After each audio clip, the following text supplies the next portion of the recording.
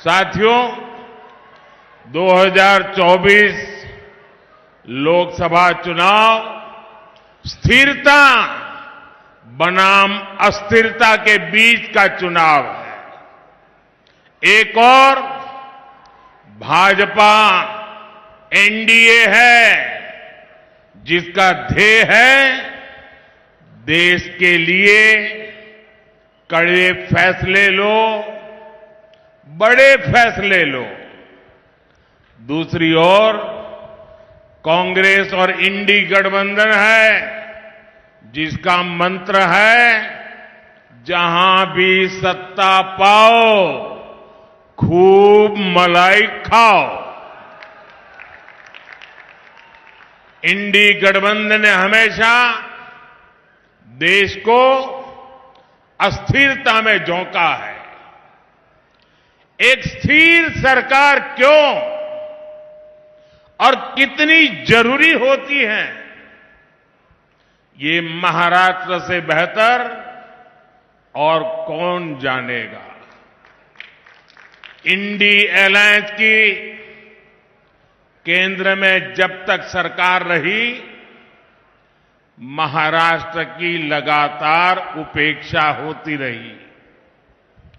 जब ये INDI alliance वाले ढेर सारी साजिशें करके जनादेश लूटकर राज्य की सत्ता में पहुंचे, तो भी इन्होंने सिर्फ और सिर्फ खुद का ही विकास किया, परिवार का ही विकास किया।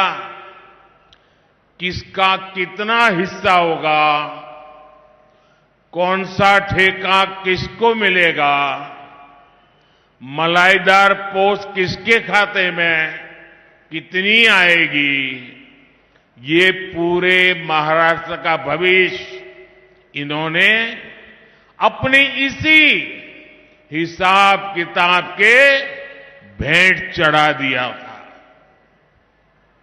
महाराष्ट्र के विकास से जुड़ा कोई भी प्रोजेक्ट देखते ही ये कहते थे कमीशन लाओ या काम पर ब्रेक लगाओ।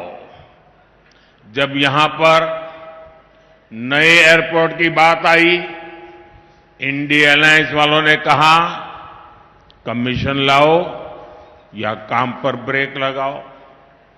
इन लोगों ने जलयुक्त शिवार योजना बंद कर दी, बलिराजा जल संजीवनी योजना जो विदर्भ और मराठवाड़ा में सिंचाई के लिए थी, उसे भी इंडी गठबंधन वालों ने ठप कर दिया था।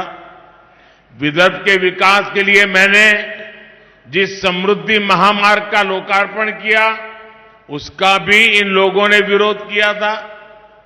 इन लोगों ने मराठवाड़ा की वाटर ग्रिड योजना बंद कर दी, कोंकण में रिफाइनरी प्रोजेक्ट रोक दिया, मुंबई मेट्रो का काम रोक दिया था। यहां तक कि पीएम आवास के लिए केंद्र से पैसा आने के बावजूद इन्होंने गरीबों को घर देना बंद कर दिया था। इनका लक्ष्य एक ही था, कमीशन लाओ या काम पर ब्रेक लगाओ। भाइयों और बहनों, हमारी सरकार ने महाराष्ट्र और विदर्भ के विकास के लिए इन सभी योजनाओं को फिर से शुरू किया है। मुख्यमंत्री एकनाथ जी शिंदे, उप मुख्यमंत्री देवेंद्र फडणवीस जी और अजीत पवार जी के साथ पूरी सरकार दिन रात काम कर रही है। विकास के बड़े काम तेजी से पूरे हो रहे हैं और जब नीयत सही होती है तो नतीजे भी सही होते हैं।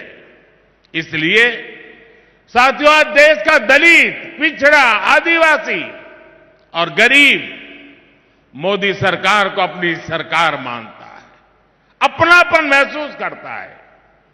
मोदी किसी शाही परिवार में पैदा होकर प्रधानमंत्री नहीं बना।